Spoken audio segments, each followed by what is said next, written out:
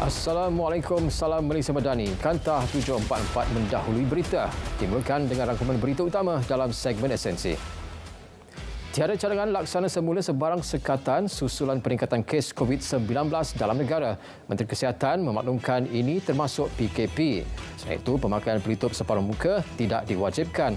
Sebaliknya, amat digalakkan khususnya di kawasan sesak bagi golongan rentan. Selain saranan untuk mengambil dos penggalak. Tiada arahan atau kewajipan untuk seluruh rakyat Malaysia mengambil suntikan dos penggalak vaksin seperti yang tular di media sosial. Menteri Komunikasi menjelaskan KKM buat masa ini hanya menggalakkan pengambilan dos penggalak ketiga vaksin COVID-19 terutama golongan rentan dan berisiko tinggi.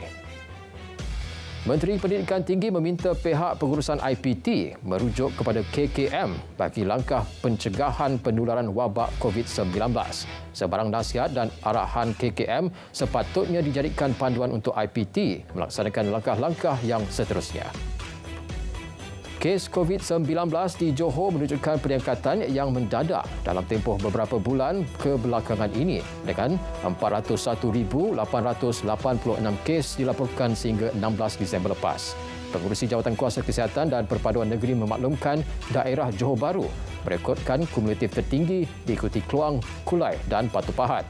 Orang ramai dinasihat untuk terus mengamalkan penjagaan kesihatan seperti memakai pelitup muka selain mengelakkan 3S. Usaha menangani cabaran dan meraih peluang dalam tenaga bersih memerlukan sokongan menyeluruh.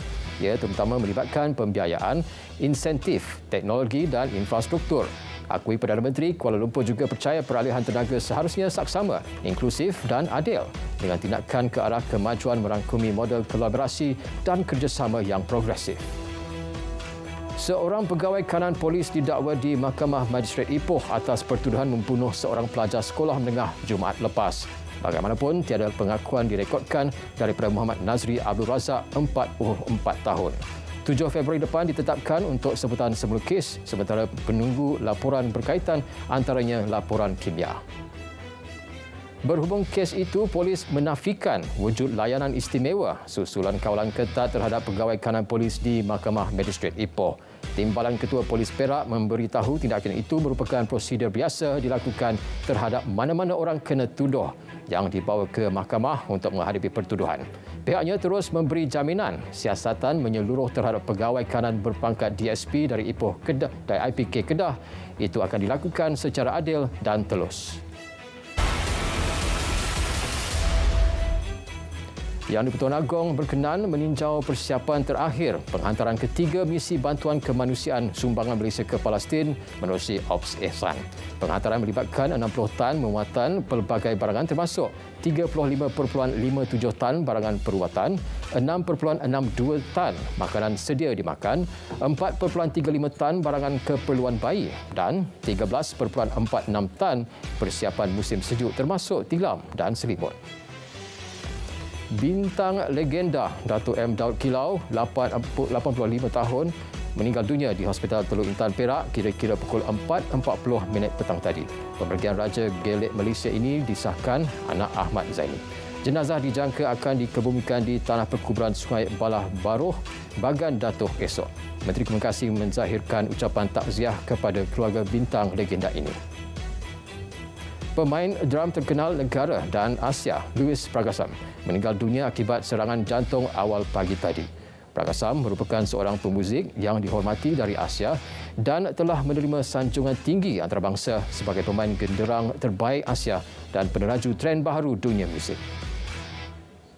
35.8 juta ringgit diperuntuk JKM bagi menghadapi bencana pada tahun ini dan 2024. 13.7 juta ringgit melibatkan peruntukan persekutuan, manakala 22.1 juta ringgit di bawah peruntukan negeri.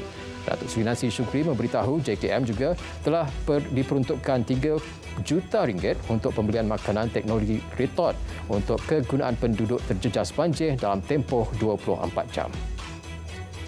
22 PPS beroperasi di 4 negeri terjejas banjir iaitu Kelantan, Terengganu, Selangor dan Perak.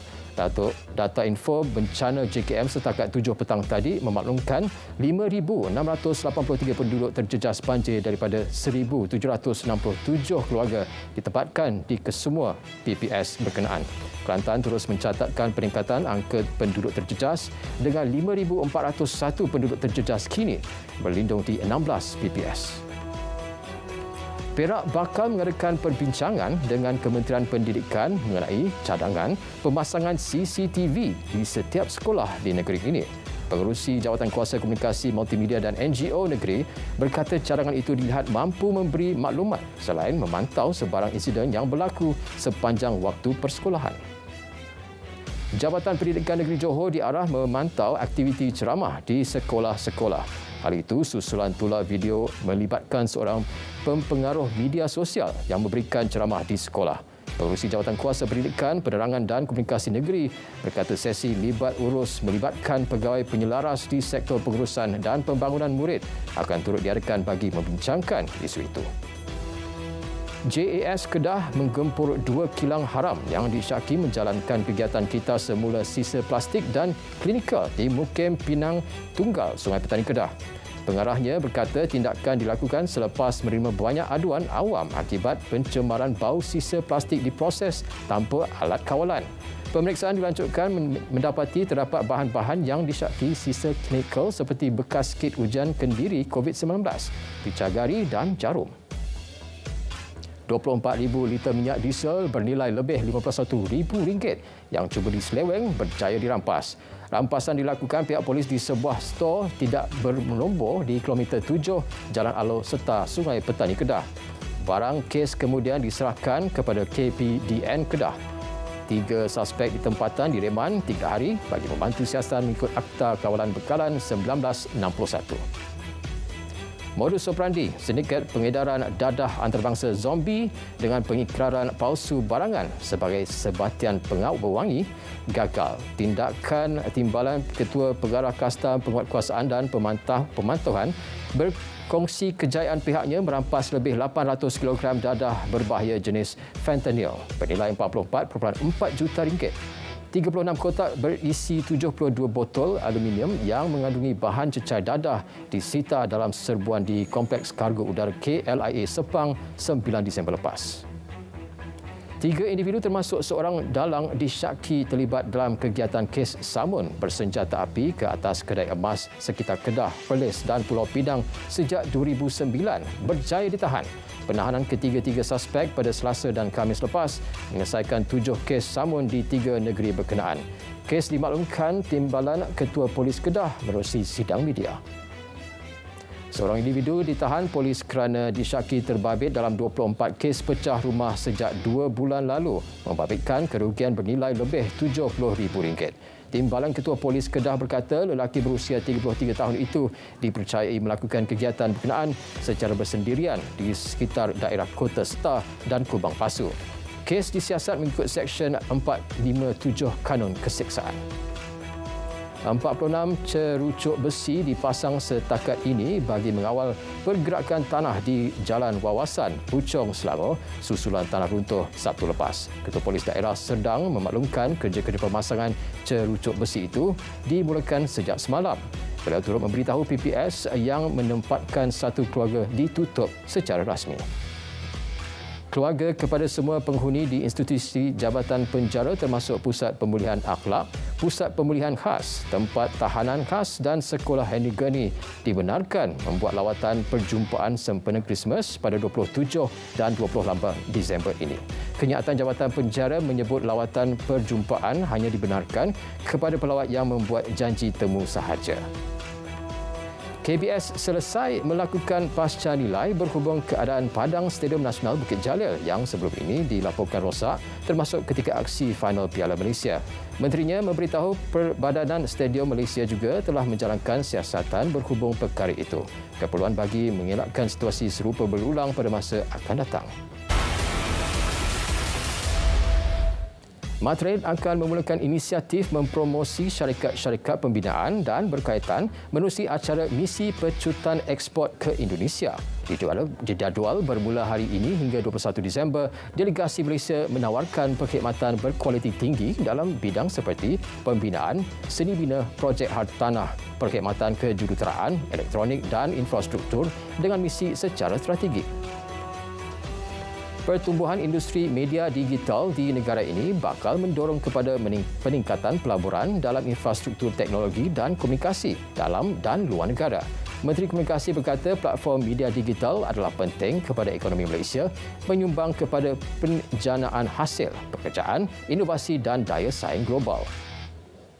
Bank Negara mengumumkan pengeluaran duit shilling peringatan sempena sambutan ulang tahun ke-100 UPSI. Duit shilling peringatan itu akan dikeluarkan dalam dua denominasi. 1,000 keping telah ditempa untuk perak sterling, manakala 5,000 keping ditempa untuk emas Nordik. Pelaksanaan cukai barang bernilai rendah LVG akan merapatkan jurang ketidaksetaraan antara penjual tempatan dengan asing. Presiden Persatuan Perusahaan Kecil dan Sederhana Malaysia sementara ia akan juga menyumbang kepada pendapatan tambahan negara selain menyokong nilai ringgit. Sehubungan itu sementara menggesa pengendali laman e-dagang segera memudahkan pelaksanaan cukai barangan bernilai rendah LVG bagi penjual tempatan dan asing. Datuk Abu Tariq Jamaluddin dilantik sebagai Ketua Pegawai Eksekutif Lembaga Hasil Dalam Negeri Malaysia Hasil berkuat kuasa semalam. Beliau menggantikan Datuk Seri Dr. Muhammad Nizom Sairi yang tamat tempoh kontrak perkhidmatan pada 16 Disember lepas selepas berkhidmat selama 38 tahun. Lintasan Kerem Shalom antara Israel dengan Gaza dibuka buat julung kali sejak tercetus Perang 7 Oktober lalu. Menurut pihak berkuasa, langkah itu bertujuan untuk menggandakan jumlah bekalan makanan dan ubat-ubatan yang dihantar ke Gaza. Sebelum ini, bantuan dihantar hanya menerusi lintasan Rafah di sepadan Gaza dengan Mesir.